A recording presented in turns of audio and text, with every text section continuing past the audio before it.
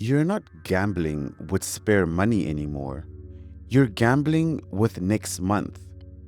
Across South Africa, Nigeria, and Uganda, millions are placing bets on their phones using mobile wallets, loan sharks, and instant credit. Money they technically do not have. Not in casinos, not on weekends, everywhere. Governments call this progress. Tax revenue, jobs, sports sponsorships, NGOs are funded by gambling money. But here's the uncomfortable question no one wants to ask. What happens when an entire gambling economy is built on the illusion that future income is disposable? Because when the win doesn't come, the debt still does, and the system already got paid. This isn't a story about addiction, it's a story about how technology turned poverty into liquidity and sold it back as entertainment, making people feel richer than they are just for a few taps. Hold up. Before we get any deeper into this video, please don't forget to press the like button, drop a comment below, and press the subscribe button. This helps the video get to more people who need to know the truth. Also, if you enjoy going into these deep dives on yourself, check the description box below. We've linked references, links that'll help you understand the topic even better. Now that is out of the way, let's get back to the video. And trust me, what's coming next is even more shocking. Gambling in South Africa is not new. Long before apps, promo codes, and live odds, gambling already existed in South Africa, just in a different form. In townships and rural areas, people played informal games like Fafi, also known as Mochaina. It wasn't an app, it wasn't instant, it was slow, symbolic, and deeply social. Numbers in Fafi weren't random, they were deeply symbolic, drawn from dreams, daily life, and shared local mythology. A player might see a hand, an eye, or a bird in a dream and translate that into a number based on long-established guides passed down orally through the community. Some numbers were linked to body parts, animals, or even events that happened during the day. The interpretation was personal, but the system had consistency across generations, giving players the sense that they could divine the winning number. The game was primarily operated by Chinese nationals, who would run the collection and payout operation. That's why the name Mochaina. Typically, these operators visited weekly, sometimes bi-weekly, going door to door in townships and rural neighborhoods to collect bets. This routine created a rhythm. The community would plan their bets in advance, record the numbers, and await the operator's arrival. It was almost ceremonial. Despite these low stakes, winnings could be significant relative to the community's income.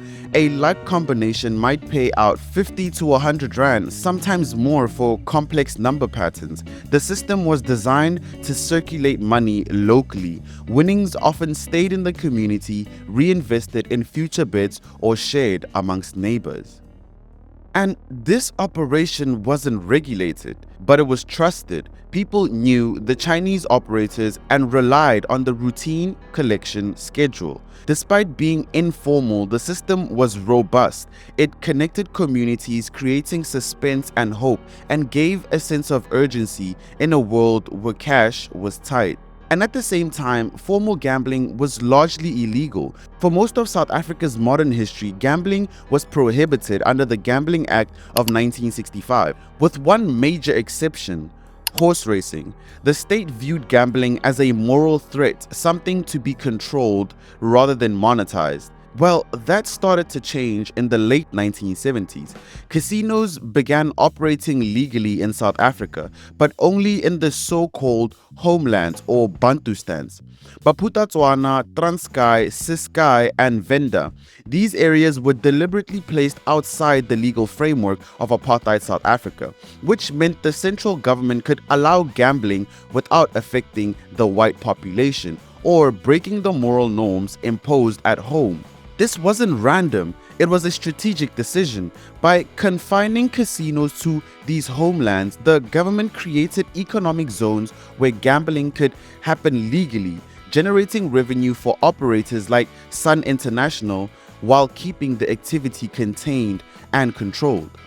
Citizens technically had to travel to these homelands to gamble, which limited participation to those with the time, resources, or curiosity to make the journey. The homeland's nominal independence provided political cover, allowing the government to permit casinos without loosening laws in white South Africa.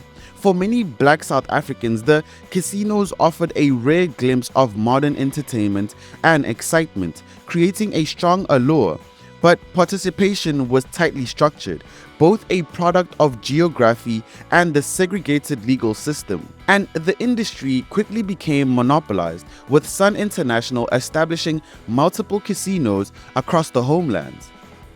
For many citizens, these casinos were inaccessible, but for those who could reach them, they were magnets. What's important here is that South Africans didn't reject gambling when it was banned. When access was finally allowed, they flooded in. By 1994, with the arrival of democracy, the legal stance shifted completely. In 1996, the National Gambling Act introduced licensed casinos, a national lottery, and formal regulation. The state's logic was clear: regulate it, tax it, use it to fund development. It wasn't framed as exploitation, it was framed as control and opportunity. But gambling still had friction. If you wanted to gamble, you had to go somewhere, travel time, hours inside a building, cash in hand. That friction mattered. It limited frequency, it limited impulsivity. And then technology erased it. By 2010, smartphones, mobile banking, widespread 4G coverage changed everything, especially in South Africa, where connectivity expanded faster than wages did. Suddenly, you didn't need a casino, you didn't need cash, you didn't even need free time. You could gamble while bored, while broke, and while waiting. What once required effort became frictionless, marketed as entertainment on the go, anytime, anywhere. And at the same time, inflation rose, living costs climbed, and stable employment became harder to secure. Gambling quietly shifted roles. It stopped being a night out and started looking like a solution. This is the environment where online gambling didn't just grow, it fit right in. Not because people became reckless, but because the system changed what gambling felt like. And that's the foundation everything else is built on. Online gambling didn't explode in South Africa because people suddenly loved betting more. It exploded because everything around money changed. By the early 2010s, countries like South Africa, Nigeria, and Uganda were undergoing the same shift. Smartphones became cheap, 4G networks became mainstream, mobile banking and digital wallets became a norm. At the same time, wages stagnated, unemployment rose, and the cost of living climbed. The contradiction was brutal. People had more access to money systems and less actual money. Online gambling slid perfectly into that gap. Unlike traditional casinos, online platforms removed every barrier that once slowed gambling down. No travel, no cash, no fixed hours, and no social visibility. A casino now lived in your pocket. And more importantly, payment methods changed the psychology of spending. Instant EFTs and digital wallets blurred the difference between money earned and money owed. And alongside them, services like Payflex quietly changed household psychology. Groceries could be split, clothes could be delayed, life could be paid for later. On paper, nothing changed, income stayed the same, but emotionally, households felt more liquid. So when a 50 Rand bet appeared on a screen, it didn't feel like rent money. It didn't feel like money for food. It felt like spare change from the future. That's the illusion. Temporary liquidity. You're not rich. You're not even comfortable. You're just early, and the bills will always arrive on time. Historically, gambling in South Africa was recreational, a night out, a social event, a once-off risk. But under inflation and economic pressure, that framing quietly shifted. For many players, betting stopped being about fun and started becoming about covering groceries, paying transports, stretching a grant, and surviving for the month. This is what economists rarely say out loud. Gambling changes meaning when there is no disposable income. In that context, a small bet isn't entertainment, it's a calculated gamble against tomorrow's bill. And the platforms know this. The thing is, online gambling companies didn't just wait for the user to arrive, they saturated attention. Sports sponsorships, billboards, taxi ranks, airports, TV, social media, it's everywhere. In South Africa, online betting brands don't just sit on the sidelines, they are the center of the major sports landscape.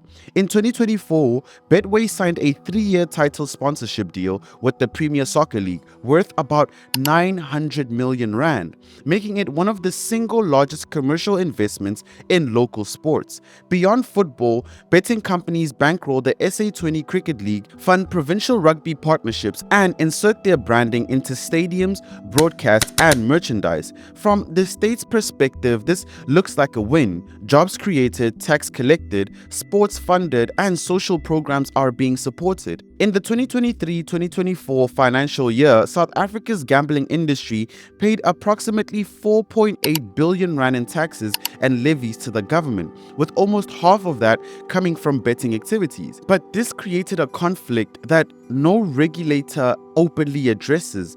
The more people lose, the more stable this revenue becomes. So while governments issue public warnings about gambling harm, they quietly depend on the industry's growth to plug budget gaps. And this contradiction doesn't just exist in South Africa. In Uganda, lawmakers and regulators have begun tightening reins on the gambling industry, exploring centralized payout systems and new tax compliance mechanisms, basically having open discussions about state-owned betting operations, amid the recognition that betting has become a major economic force in the country's digital economy.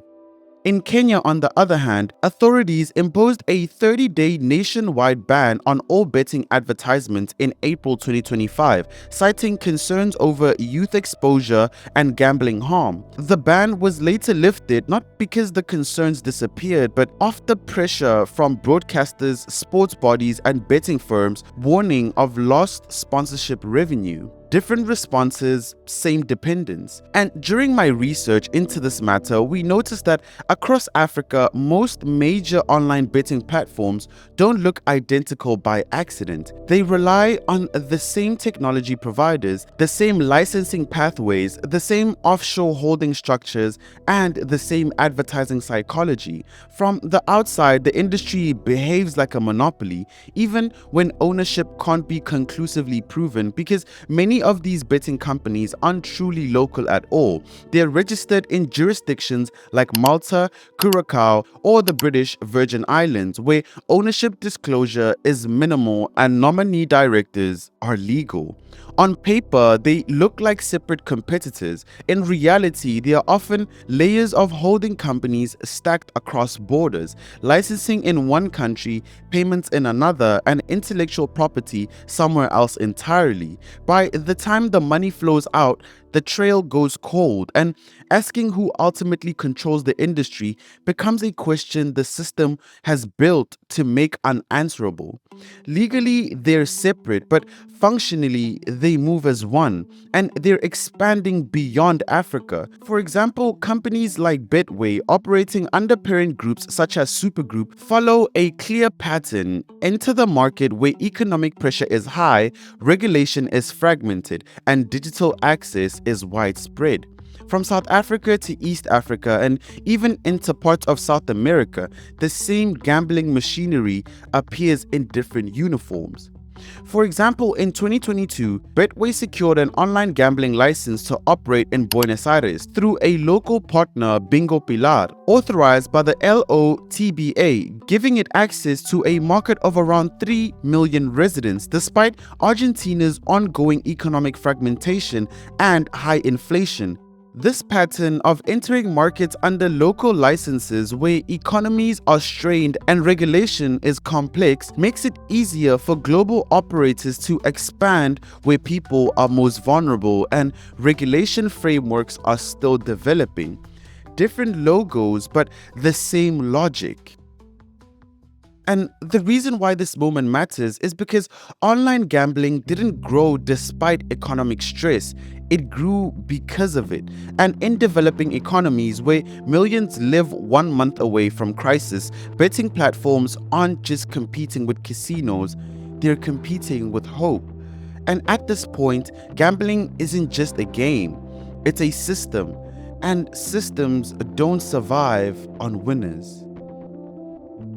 If you look at this closely, every gambling system rests on one non-negotiable rule.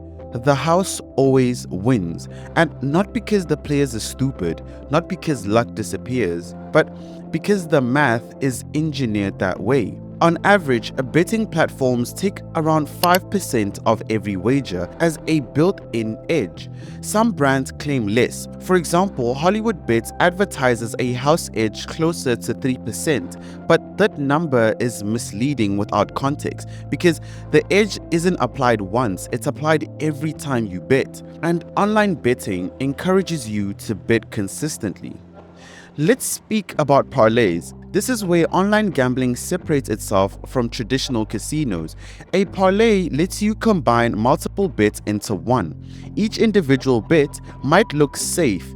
Team A to win over 1.5 goals, player to score anytime. Individually, these might feel almost guaranteed, but the moment you bundle them together, something changes. If one leg fails, you lose everything. And here's the trick, the odds multiply, the risk compounds, and the house edge stacks invisibly. What feels like strategy is actually probability collapsing against you. A single bet gives the house a small advantage. A parlay gives the house several advantages at once. That's why platforms promote boosted odds. Bet builders turn 50 Rand into 50,000. They're not selling better chances, they're selling longer odds disguised as opportunity. And psychologically, it's perfect for someone under pressure because a parlay promises escape, not entertainment. Another thing is instant gratification. Online gambling doesn't wait for a parlay cycle, it syncs with your dopamine cycle. You can bet, lose, redeposit, bet again in minutes. No physical chips, no cash leaving your hand, and no visible loss. Just numbers moving on a screen. And because payments are digital, the pain of spending is delayed. You feel that loss later when the bill arrives. That delay is crucial. It allows people to gamble future money while emotionally treating it as disposable. In South Africa, gambling turnover figures sound astronomical, sometimes reported in the trillions of rands, but that number includes money cycling through the system to be fair. Wins, rebates, losses replaced, and deposits recycled. The real figure that matters is the gross gambling revenue, what the industry actually keeps. And even then, the number is massive. That revenue pays taxes, funds sports leagues, supports NGOs, and employs tens of thousands, which creates a dangerous equilibrium. The system doesn't need you to win, it needs you to keep playing. And the reason why this whole system works better than casinos ever did is because traditional casinos relied on location, time, and occasion. Online betting relies on boredom, stress, and economic anxiety. Casinos were destinations, online gambling is ambient. It fills the dead moments, waiting for transport, scrolling at night, or just sitting unemployed. And because the edge is so small but consistent, the losses don't feel dramatic at first until they accumulate. The unspoken truth here is that from a mathematical standpoint, the system is flawless. Small losses repeated millions of times across millions of people, creating stable revenue streams, which is why the industry doesn't collapse during recessions, it expands. And that's the line we've been circling the entire time. Gambling stabilizes the state while destabilizing households, not through force, not through deception alone, but through probability, psychology, and pressure working together. So, at this point, you're probably asking yourself, who really carries the cost? By now, the pattern is quite clear. Across South Africa, Kenya, Nigeria, and beyond, governments sit in a contradictory position. On one hand, they warn citizens about gambling harm. On the other hand, they quietly rely on licensing fees, gambling taxes, sports sponsorship money, and job creation numbers. The same industry framed as a social risk is also framed as an economic stabilizer. And that's the tension no policy document resolves, because when the public budget depends on gambling revenue, harm is no longer an accident, it becomes a trade-off. And regulation can't fix a model built on loss. Regulation is often presented as the answer: age limits, responsible gambling warnings, ad restrictions, and self-exclusion tools. But regulation doesn't change the core mechanic. The system still requires millions of small losses, repeated betting, and financial overextension. You can slow the machine, you can rebrand it, you can put warnings on it, but you can't regulate away a house edge. Especially not when platforms are designed to feel frictionless, invisible, and constant. What's happening in Africa isn't isolated as well. When gambling markets tighten in Europe, companies look elsewhere. Scholars call this regulatory escape, expanding into regions where laws are still forming, enforcement is uneven, and economic pressure makes betting feel necessary rather than optional. And that's why Africa looks like South America, South America looks like Southeast Asia, and different economies, different strategies. These aren't competitive markets, they're harvest zones, different logos, same machinery, same extraction logic.